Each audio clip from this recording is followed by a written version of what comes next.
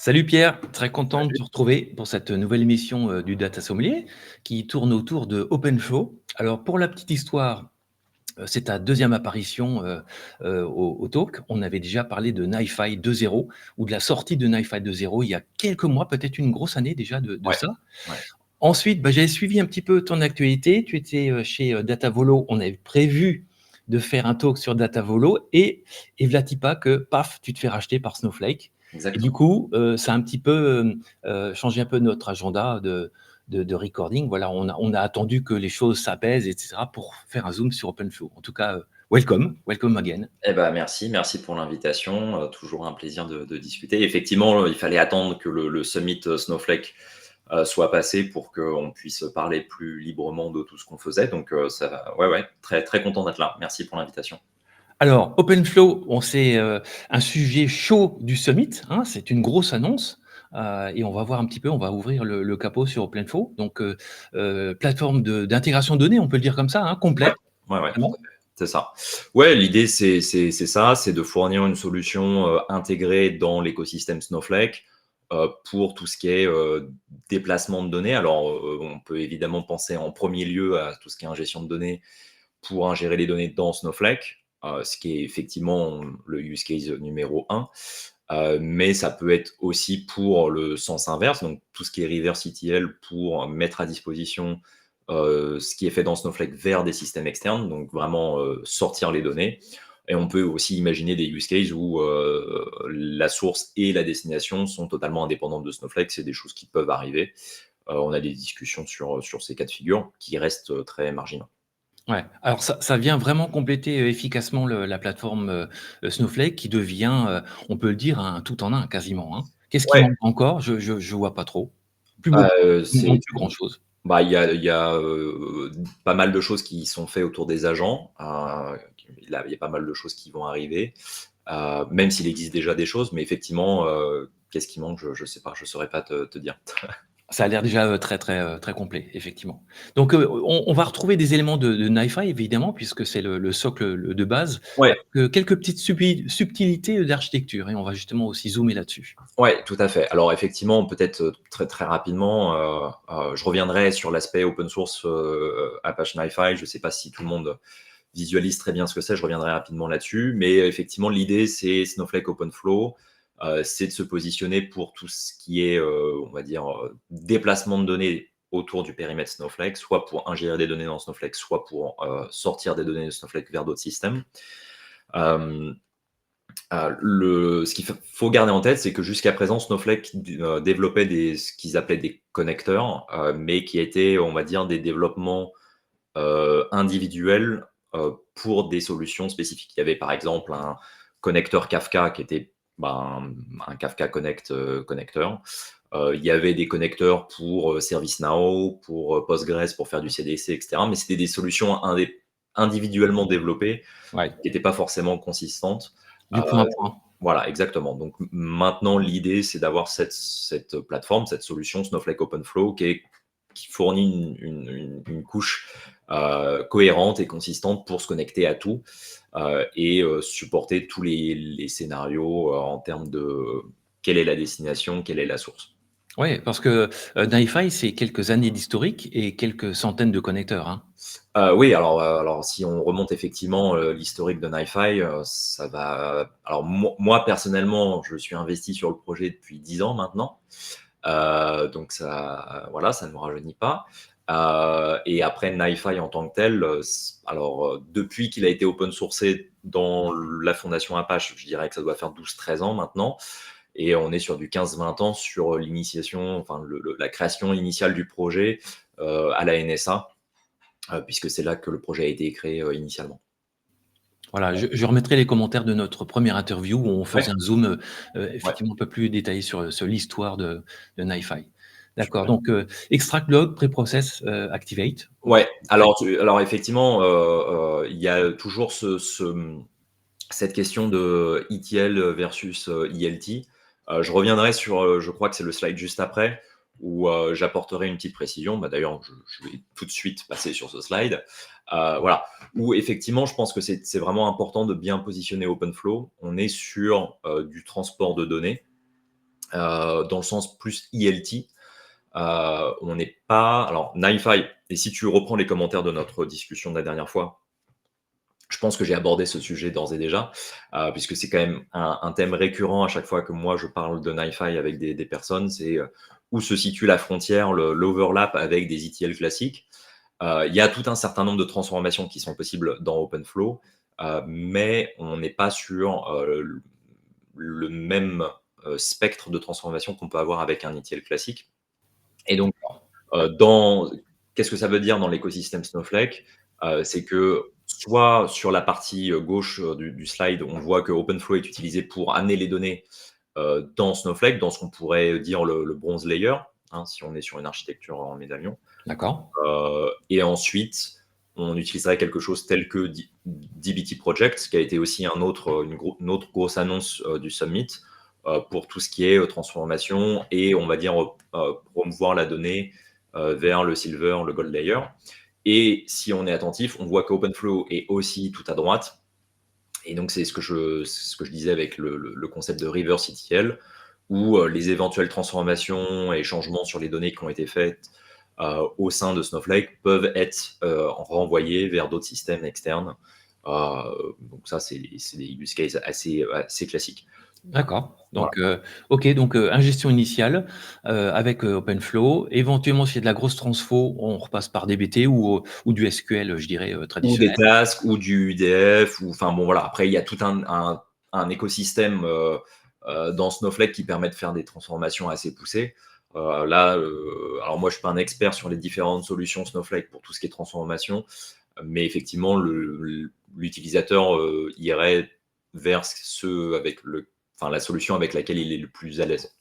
OK. Et puis, OpenFlow peut reprendre la main pour la partie offloading, donc Ouais. de Snowflake vers l'extérieur. OK, Tout très à clair. fait, exactement. Un autre aspect qui est extrêmement intéressant avec NiFi, dont on avait déjà abordé la dernière fois, c'est que la manière dont NiFi a été développé à sa création, il y avait une exigence qui était d'être totalement agnostique sur le fait que ce soit un use case streaming ou batch. Hein, c'est pour ça qu'à gauche, on peut voir qu'on a du Kafka comme du fichier classique PDF. Être agnostique sur la taille des événements à traiter. Ça peut tout aussi bien être des images satellitaires de plusieurs dizaines de gigas ou du log pour l'ingestion de log, cybersécurité, voilà. Et enfin, être agnostique sur le format, que ce soit du structuré avec des formats extrêmement bien spécifiés, ou du non structuré avec du PDF, de l'audio, de la vidéo, etc. Donc il y a vraiment cette spécificité de NiFi et d'OpenFlow par rapport à d'autres solutions, qui est d'être totalement agnostique sur l'ensemble de ces, on va dire, de ces dimensions. D'accord, donc la promesse de départ ne change pas. On garde la partie non structurée aussi bien que structurée dans le même template. Ouais, Datavolo, effectivement, initialement avait un focus sur tout ce qui est non structuré, et donc il y a un certain nombre de connecteurs, je reviendrai rapidement dessus sur le dernier slide, qu'on fournit et qui sont ce qu'on appelle dans la catégorie non structurée, où on va se connecter à des systèmes tels que SharePoint, Box, Google Drive, etc. Où là, on peut effectivement avoir des données qui sont dites non structurées, donc des fichiers avec des formats ésotériques, de l'image, du PDF, etc. Et donc, on va avoir des traitements qui sont faits là-dessus. Donc, c'était la promesse initiale de Datavolo. C'était vraiment ces use cases-là sur lesquels on se focalisait initialement. Après, avec l'intégration dans Snowflake, de nouveau, on est repositionné sur l'ensemble des use cases, que ce soit du structuré, du non structuré. Il y a aussi un gros focus qui est fait sur tout ce qui est change data capture, mais je reviendrai dessus aussi après, un peu plus tard. Ok, très clair. Écoute, et puis j'avais d'autres questions aussi par rapport à Iceberg, on en parlera peut-être plus tard. Ouais. Il y a une volonté de Snowflake d'ouvrir vers les tables, enfin vers les OTF, Open Table Format, dont Iceberg. Ouais, tout à fait. Tout à fait. Si on focus un peu plus, et pour comprendre un peu qu'est-ce que NiFi, qu'est-ce qu'OpenFlow, etc., comment les choses, enfin voilà, qu'est-ce qui est, on va dire, spécifique à Snowflake, qu'est-ce qui vient du projet open source. Je pense que ce slide-là permet de bien comprendre. Donc, on a effectivement à la base open source Apache NiFi, Snowflake est toujours extrêmement impliqué côté open source. Donc, tu mentionnais Iceberg, qui est un des autres gros projets open source sur lequel Snowflake est extrêmement impliqué. NiFi est désormais un autre projet. Donc, c'est vraiment la base sur laquelle on s'appuie. Et ensuite, on a toute on va dire, une expérience qui est développée autour pour fournir une utilisation la plus simple possible. L'idée, c'est qu'on a quand même des milliers et des milliers de clients côté Snowflake. La grande majorité d'entre eux n'avaient jamais entendu parler de NiFi avant. Donc, l'idée, c'est qu'ils puissent se débrouiller sans avoir à aller dans l'interface NiFi et qu'ils puissent avoir leur use case qui fonctionne pour leurs besoins sans avoir à appréhender une nouvelle technologie qui est NiFi. D'accord. Mais en même temps, on veut aussi s'adresser à tous ces utilisateurs qui ont utilisé NiFi ces dernières années et qui veulent avoir la main sur ça et développer potentiellement leur propre flow, etc. D'accord. La petite question de curiosité, les projets purs Apache NiFi sont portables ou convertibles vers OpenFlow? Ouais, tout à fait. D'accord. Tout ce qui est fait côté open source NiFi peut être déployé dans du OpenFlow. Il n'y a pas Voilà. de limitation à ce niveau-là. Ouais. OK. Donc on s'appuie sur les acquis, voilà, l'existant et on le Ouais. reprend tel quel. Ouais, tout à fait. Après, donc la chose qui est intéressante, c'est les moyens avec lesquels on met à disposition OpenFlow/NiFi. Donc, il y a 2 form factors. Le premier, c'est ce qu'on appelle le BYOC, Bring Your Own Clouds, où les ressources sur lesquelles NiFi va tourner, OpenFlow va tourner, sont déployées dans le cloud account, donc le cloud provider du client, donc que ce soit AWS, Azure ou Google Cloud. Sachant qu'aujourd'hui, AWS est le seul cloud provider qui est GA. Mais ça, c'est vraiment quelque chose qui est extrêmement nouveau pour Snowflake, puisque Snowflake, jusqu'à présent, c'était du 100% SaaS. Désormais, on a ce mode de déploiement, et c'est pour ça que ça a nécessité pas mal de travail, puisque c'est quelque chose de vraiment nouveau pour Snowflake, où on déploie des ressources chez le client, dans le cloud provider du client, pour déployer OpenFlow au plus près des sources potentielles auxquelles on doit se connecter et simplifier le modèle de sécurité / réseau, dans le sens où maintenant qu'OpenFlow tourne chez eux et peut accéder aux données au plus près, on est dans un autre sens où c'est plus Snowflake qui doit accéder aux sources, mais OpenFlow récupère les données au plus près de la source et ensuite fait un push vers Snowflake. Donc on est dans un modèle de sécurité beaucoup plus simple à adopter pour le client. D'accord et ça a une logique, enfin, c'est très logique, en fait, de pouvoir faire ça et d'avoir son engine, OpenFlow qui va aller pousser les données, vers un Snowflake, mais depuis l'environnement du client et je trouve que, bon, ça rentre bien dans les patterns de data intégration classique, mettre son engine là où on en a besoin, au plus près de la donnée, ça a du sens, hein. Voilà, exactement. Et ça permet aussi de rendre beaucoup plus simple tout ce qui est accès à des ressources on-prem, puisque généralement, pour la très grande majorité des clients, lorsque les clients ont un cloud provider, ils ont fait le nécessaire pour que des ressources on-prem puissent être accessibles depuis le cloud provider. Et donc, du coup, avec OpenFlow qui tourne côté du cloud provider, dans le cloud provider du client, il y a la possibilité aussi de se connecter à des ressources on-prem. Ah d'accord, OK. Donc ça, c'est effectivement, c'est le côté nouveau, par rapport aux habitudes de Snowflake où tout était managé. Là, on rajoute un peu d'infra, ailleurs en Exactement. externe. Alors, tout Ouais. reste effectivement managé. Je montrerai un peu à quoi ça ressemble. Mais effectivement, on n'est plus. C'est-à-dire que, alors, si on parle d'un point de vue coût, c'est-à-dire que tout va pas. Il va y avoir une facture cloud provider pour le client, puisqu'il y a effectivement des ressources qui seront déployées au nom du client chez le client. Et donc, effectivement, il va y avoir un coût côté cloud provider. Alors qu'avant, c'était vraiment juste une facture Snowflake. On peut le voir dans ce sens-là en termes d'impact. Néanmoins, ça reste managé. OK, non, très clair. Euh, Ouais. le deuxième form factor, pour le coup, est du coup purement SaaS, où là, OpenFlow est déployé sur Snowpark Container Service, SPCS. Donc, c'est on va dire, le Kubernetes de Snowflake. Et donc là, c'est totalement managé 100% chez Snowflake. D'accord, déploiement, traditionnel, enfin classique, Snowflake. Exactement. Si on remonte un peu, on a donc les composants classiques qui constituent NiFi, sans rentrer dans les détails. On a, voilà, c'est des types de composants qui permettent de créer un flow dans NiFi pour déplacer la donnée. Et ensuite, au-dessus, on a ce nouveau concept, qui est un terme qu'on n'utilisait pas côté NiFi, qui est le terme de connecteur, qui est vraiment spécifique à Snowflake. Un connecteur, qu'est-ce que c'est? C'est l'idée d'avoir une solution clé en main pour répondre à un use case précis. C'est-à-dire que c'est un peu ce que je disais, c'est-à-dire qu'on met à disposition des connecteurs à des utilisateurs qui ne sont pas forcément des utilisateurs NiFi et qui ne veulent pas se connecter à NiFi, qui ne veulent pas avoir connaissance de comment les choses ont été implémentées. D'accord. Et donc, ils vont utiliser un connecteur, juste fournir la configuration nécessaire pour ce connecteur et les choses vont tourner. Donc, on est vraiment sur de clé en main. On fournit le use case. Tout a été développé par Snowflake pour répondre à un use case, que ce soit du change data capture d'une base de données vers Snowflake, les exemples que je donnais avec du unstructured, SharePoint, Google Drive, etc., ou n'importe quel use case auquel on peut penser. Donc, l'idée, c'est vraiment ça. C'est que côté Snowflake, on construit cette librairie de connecteurs pour répondre à des use cases clairement identifiés qui sont, mentionnés par les clients. Ça, c'est vraiment pour rendre les choses le plus simple possible pour les utilisateurs qui n'ont pas forcément connaissance ou d'expérience avec NiFi et qui ne souhaitent pas forcément développer des compétences spécifiques, ce qui est tout à fait valable.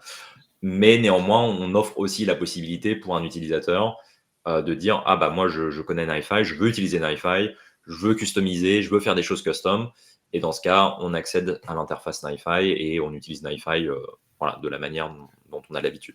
D'accord, donc ça reste dans l'esprit de Snowflake d'essayer de simplifier les choses, hein. C'est un peu presque le core value de Snowflake de rendre les choses simples.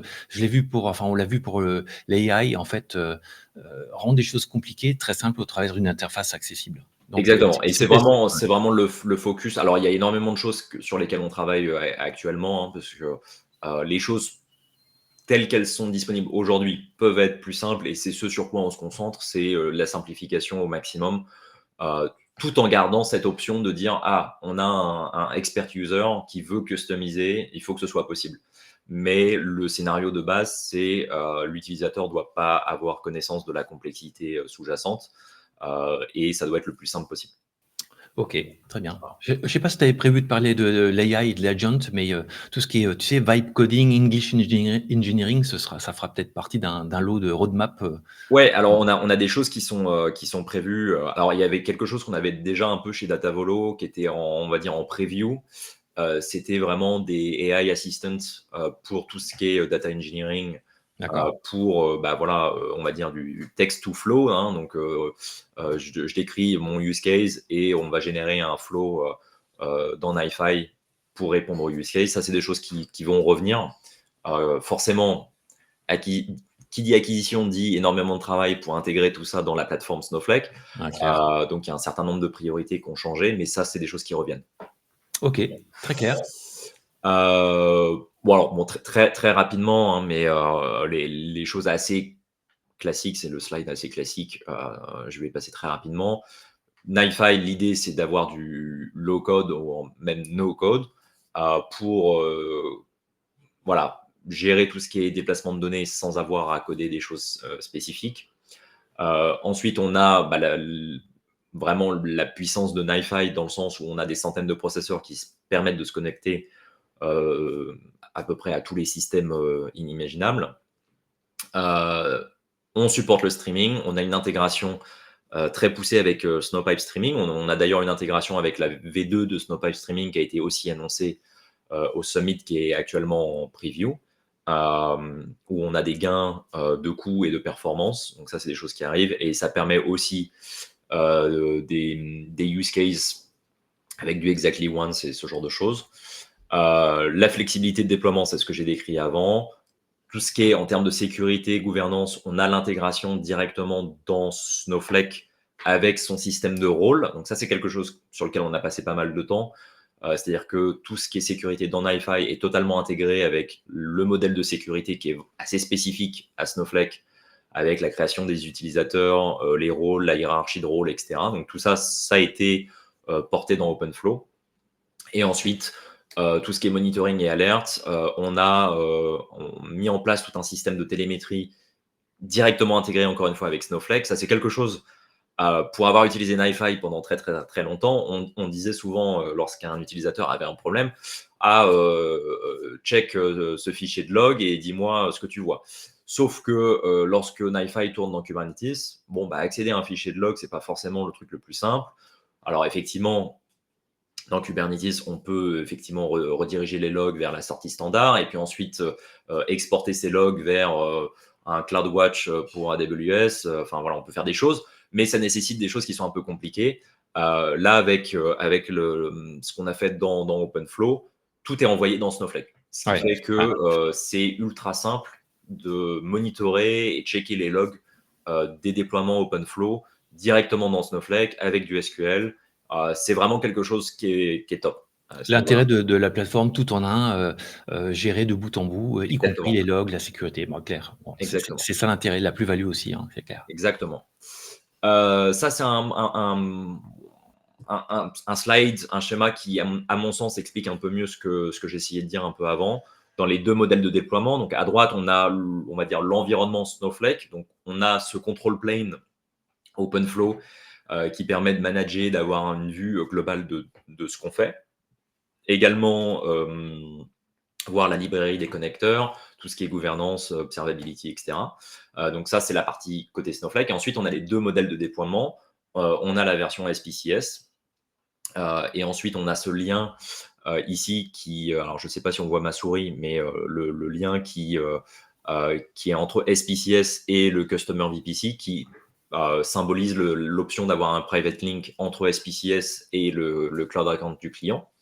Et ensuite, à gauche, on a le déploiement BYOC que je mentionnais, où on déploie vraiment les choses dans le VPC du client pour être au plus proche des sources, éventuellement se connecter aussi à des données on-prem. Et voilà, et c'est un peu comme ça que tout se connecte ensemble. Ok, très clair, effectivement. Donc la partie gauche, c'est un peu nouveau pour Snowflake, hein, puisque c'est hébergé dans le cloud du client ou au plus près des data du client. Exactement. Et donc, alors pour la petite histoire, c'est la chose sur laquelle on a été priorisé. Donc ça, c'est la partie qui est aujourd'hui GA, hein, qui est disponible à tout le monde pour AWS, comme je disais. C'est le cloud provider sur lequel on s'est lancé en premier. Et la partie SPCS est actuellement en private preview et public preview dans 2-3 semaines. Donc pour tous les utilisateurs Snowflake qui ne veulent pas la complexité de déployer des choses dans leur cloud account, il y aura l'option de déployer dans SPCS d'ici quelques semaines. Ok. Et, alors on a déjà des centaines d'utilisateurs d'ores et déjà à ce jour sur BYOC. On estime que dès que les portes seront ouvertes pour la public preview de SPCS, les choses vont être. On va avoir beaucoup de travail. Ouais, j'imagine. Parce que effectivement, on ouvre les choses là pour le coup en vraiment juste quelques clics. Parce que BYOC, il y a quand même un peu de choses à faire pour que les choses soient déployées dans le cloud provider. SPCS, là, pour le coup, c'est vraiment la façon la plus simple. Hein, c'est vraiment juste du clic. Et là, pour le coup, on ouvre les portes à aux dizaines de milliers de clients de Snowflake. Alors, ils vont se rusher sur la simplicité. On verra bien. Voilà. Donc, ça promet d'être intéressant. Très rapidement, ce slide qui a été partagé au Summit, il n'y a rien de secret. C'est voilà, si on veut rentrer vraiment dans les détails de l'architecture, je ne vais pas rentrer dans les détails, mais c'est vraiment pour les personnes qui seraient intéressées pour les détails techniques. Mais les choses qui sont vraiment intéressantes, c'est ce qu'on marque, c'est ce qui est indiqué sur la colonne de gauche.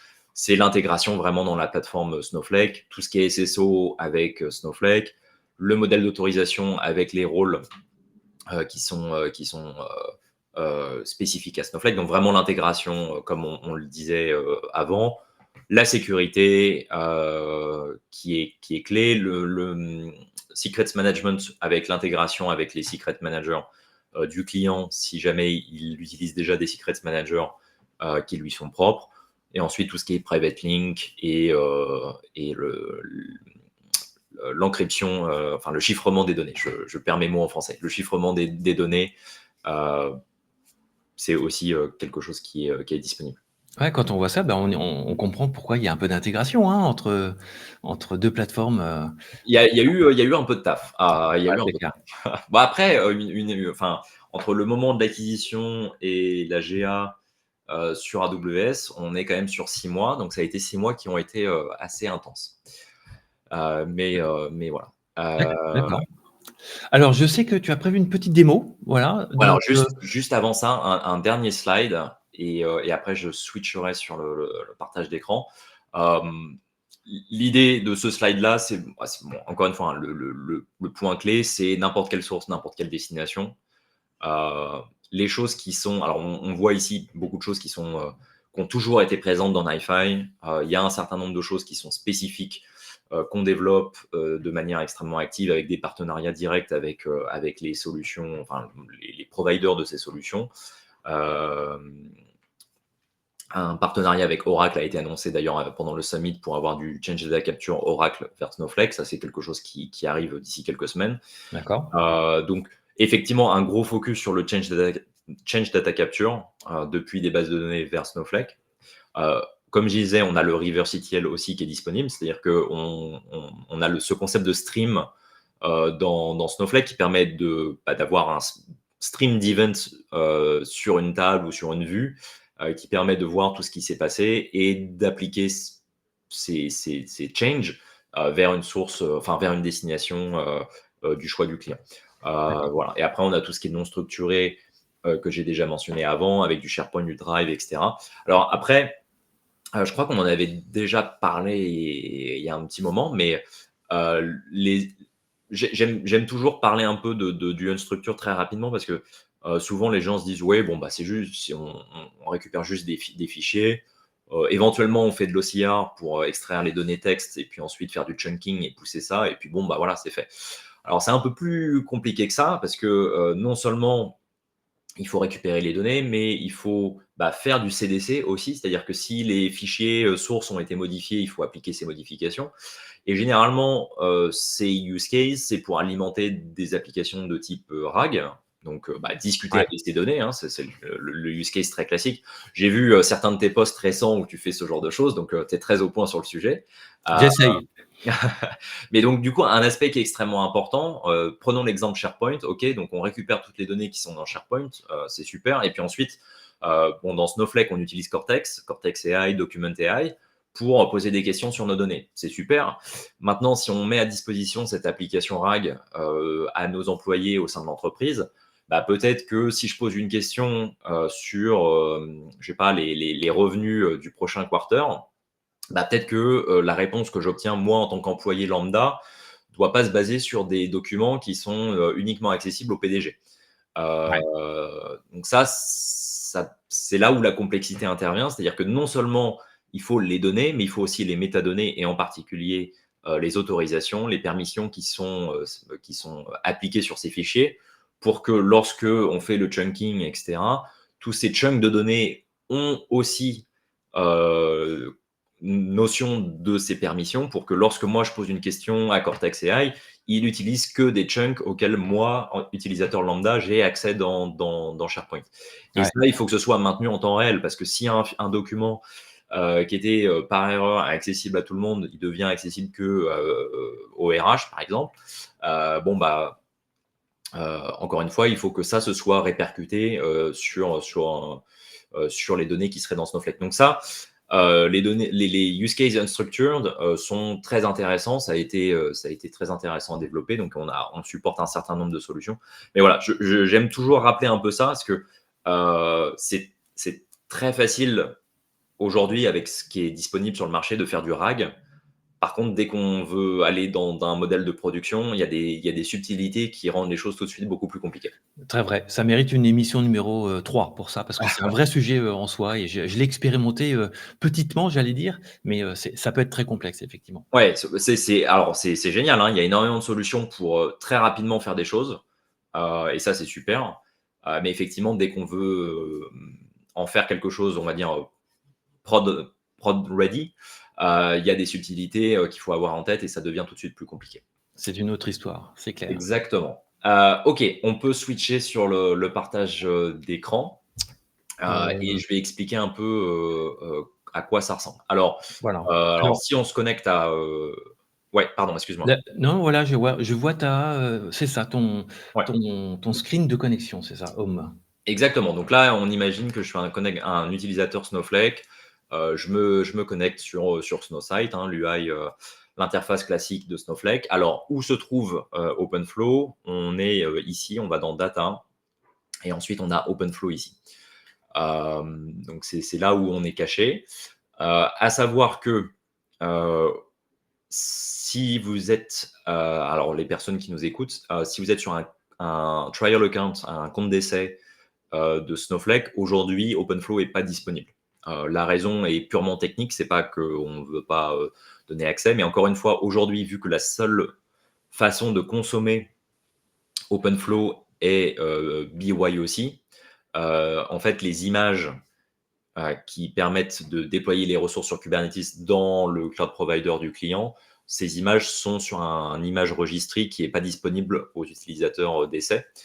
Les choses D'accord. seront différentes lorsqu'on sera sur du SPCS, mais aujourd'hui, pour OpenFlow, là, à cet instant T, n'est pas disponible via un compte d'essai Snowflake. D'accord, ça peut se comprendre. C'est l'histoire de quelques semaines avant que tout se mette Voilà, en ordre. Ok. exactement.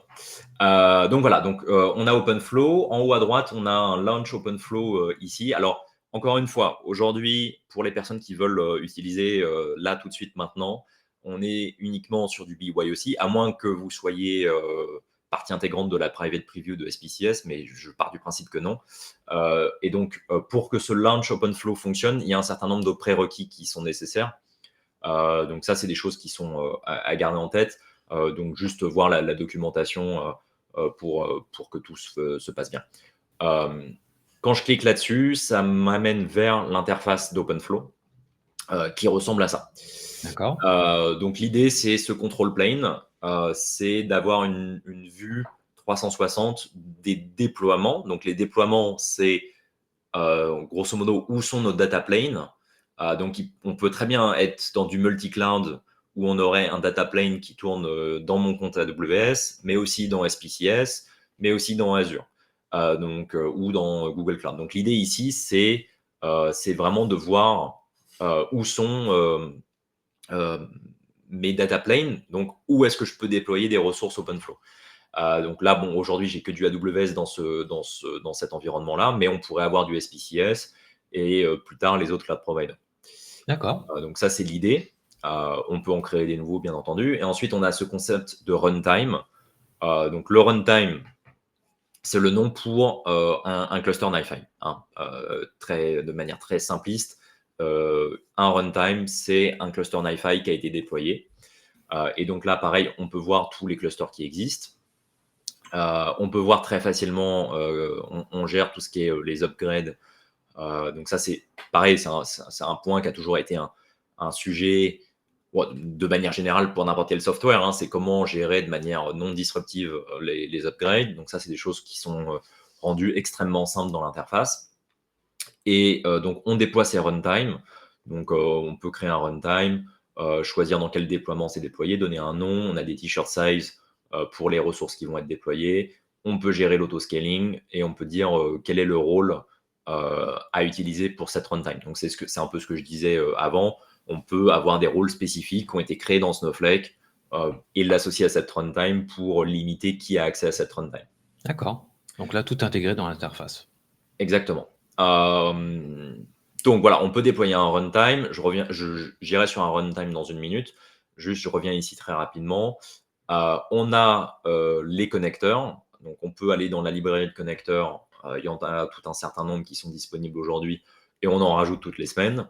Donc, ça permet de partir, comme je disais, clé en main avec un use case donné. Donc, on peut choisir, par exemple, je veux faire du Kafka vers Snowflake, très bien. Add to runtime. On choisit la runtime dans laquelle c'est déployé et c'est déployé. Donc, ça, c'est vraiment pour les utilisateurs qui ne veulent pas se prendre la tête avec l'aspect NiFi, OpenFlow, ils choisissent le connecteur pour le use case dont ils ont besoin, ils l'ajoutent au runtime. Ensuite, il y a des steps de configuration, puisque il faut quand même fournir un minimum de paramètres pour se connecter aux sources et aux destinations qui correspondent. Et ensuite, ça tourne et on est parti, quoi. D'accord, donc là, tu composes ton environnement, tu mets tes connecteurs nécessaires et Exactement. ouais, Et sachant qu'on peut avoir un mapping alors, plusieurs connecteurs peuvent être déployés dans le même runtime. bien sûr. Donc ça, c'est quelque chose qui est assez important parce qu'il y a des connecteurs qui sont extrêmement, on va dire, orientés batch. Par exemple, Workday, le connecteur Workday qu'on a, généralement, les utilisateurs vont dire j'ai besoin d'un export de mon rapport Workday une fois par jour ou une fois par heure ou peu importe. Dans ces cas-là, aujourd'hui, un runtime, une fois qu'il est déployé, il n'y a pas de système automatique pour l'éteindre, entre guillemets, lorsqu'il n'y a rien à faire. On peut aller sur un runtime et dire suspend. Donc, effectivement, ça permet de shut down les ressources associées tout en gardant le state, donc l'état lié à ce qui tourne sur cette runtime pour qu'ensuite on puisse rallumer cette runtime et ça repart comme si rien s'était passé. Ça, aujourd'hui, c'est pas quelque chose qui est automatisé, c'est des choses sur lesquelles on travaille, qui viendront, mais c'est pas automatisé. Du coup, si on a une runtime, même si c'est la plus petite runtime possible, si je remonte encore, on peut avoir un runtime où on est sur du 1 nœud et small, on est sur 1 vCPU, 2 Go de RAM. Donc, on est vraiment sur très peu de ressources. Bon, mais néanmoins, on peut vouloir une optimisation de ces ressources et mettre énormément de connecteurs orientés batch sur cette même runtime, sachant que les choses ne vont pas tourner au même moment. Et donc, dans la durée, les ressources vont être plutôt bien utilisées. D'accord. Ça viendra au fur et à mesure, ça. Exactement. La partie programmation, enfin. Oui, il y a 2 aspects qui arrivent. Il y a tout ce qui est l'aspect programmatique pour permettre toutes ces opérations de manière programmatique. Et puis ensuite, il y a l'aspect function, enfin déploiement d'un connecteur en tant que fonction. C'est-à-dire qu'on sait que c'est quelque chose qui va être programmé toutes les 24 heures. On fournit l'option dans Snowflake de dire ce connecteur, c'est un connecteur batch, il tourne une fois toutes les 24 heures. Déploie-le, exécute-le. Une fois qu'il a fini de faire ce qu'il avait à faire avec les données qui sont disponibles à cet instant T, tu détruis tout et puis tu recommences dans 24 heures. D'accord. Ça, c'est des choses qui arrivent. Très clair. OK. Voilà. Et ensuite, une fois qu'un runtime est déployé, comme je disais, on peut aller dans la librairie de connecteurs et déployer les connecteurs, ou on peut très bien se connecter directement à la runtime. Donc, si je clique sur cette runtime, ça nous ouvre l'interface de OpenFlow de NiFi. Donc là, on arrive dans NiFi directement. Alors là, j'ai un connecteur CDC Postgres qui est déjà déployé, mais c'est l'interface NiFi. Donc là, c'est vraiment libre pour l'utilisateur de dire je veux venir dans l'interface NiFi et je veux commencer à faire des choses moi de mon côté, ou j'ignore et je m'arrête à l'étape avant où je déploie le connecteur, je fournis la configuration du connecteur et ça tourne. D'accord. Donc là, on retombe dans la config NiFi, je dirais, enfin dans la solution traditionnelle que les gens connaissent. Ouais, alors il y a utiliser, juste alors pour la petite nuance, il y a un look and feel qui est un peu différent, mais ça reste quand même à 99,9% la même chose que l'interface NiFi open source. Il y a juste des choses qu'on a supprimées ou ajoutées en termes de fonctionnalité, mais ça reste l'interface NiFi. Enfin, c'est vraiment des subtilités à la marge. Ça reste l'interface NiFi à laquelle les utilisateurs seraient habitués. Ouais, d'accord. Parce que j'imagine une réécriture totale de l'interface, ça c'est encore un autre niveau d'intégration. Non, on n'a pas réécrit l'interface. On a juste, en fait, avec NiFi 2, il y a toute une réécriture de l'UI qui a été faite qui permet de la rendre modulaire et donc d'avoir des implémentations custom. Et c'est ce qu'on a fait nous, c'est-à-dire que on a customisé certains aspects de l'UI, mais ça réutilise 100% le open source NiFi. Donc voilà, il y a certaines fonctionnalités qui sont disponibles dans l'interface. Par exemple, moi, quelque chose que je trouve. Alors déjà, ce menu, par exemple, on peut voir qu'il y a des aspects spécifiques à Snowflake. Là, on peut retourner à l'interface où on voit la liste des runtime. Donc, on peut accéder à du support. Bon, ça, c'est des choses qui sont spécifiques à Snowflake. Mais grosso modo, c'est ce que je dis, c'est-à-dire que c'est l'UI open source NiFi sur laquelle on a rajouté des customisations. Ouais, c'est ça. Bah, et je pense que ça n'ira qu'en s'améliorant au fur et à mesure, et l'intégration plus fine. Ouais. Il faut juste laisser un peu de temps aux équipes. Pour avoir bossé avec de nombreuses années avec des software vendors américains pour avoir été racheté X fois, je sais comment ça se passe. Ça peut prendre du temps, ouais. Enfin, voilà, on a des releases quasiment hebdomadaires. Hein, donc, on avance très vite, mais effectivement, les choses vont arriver au fur et à mesure. D'accord. Alors, je vois que le temps tourne. Dernière petite question, le projet, Apache NiFi en lui-même, comment il va continuer, en fait? Il va continuer sa voie ou, comment tu imagines les choses? Où tu les vois? Bah, écoute, la communauté, en termes d'activité est croissante, et je pense qu'effectivement, le fait que Snowflake, investisse dans NiFi, ça va amener beaucoup d'utilisateurs, sur NiFi et j'imagine des développeurs qui vont vouloir, heu, potentiellement, voilà, Contribuer, ouais. contribuer, s'intéresser au projet, apporter de nouvelles fonctionnalités, des nouveaux processeurs. On est en train de travailler sur un marketplace où on va travailler avec des partenaires pour que les partenaires puissent aussi développer leurs propres fonctionnalités. Donc ça, c'est quelque chose sur lequel on travaille aussi qui arrive. Mais la communauté a jamais été aussi active, donc je pense que ça ne va aller que en s'améliorant D'accord. de par l'effet Snowflake. Il y a pas mal de vendors qui fournissent NiFi. Il y a d'ailleurs des vendors qui se sont, on va dire, annoncés récemment suite à l'acquisition de Datavolo par Snowflake. Je pense qu'il y a certaines personnes qui ont monté leur business autour de NiFi Ouais. parce qu'il y a probablement une augmentation de popularité qui va arriver sur la technologie elle-même. Donc la communauté est extrêmement active.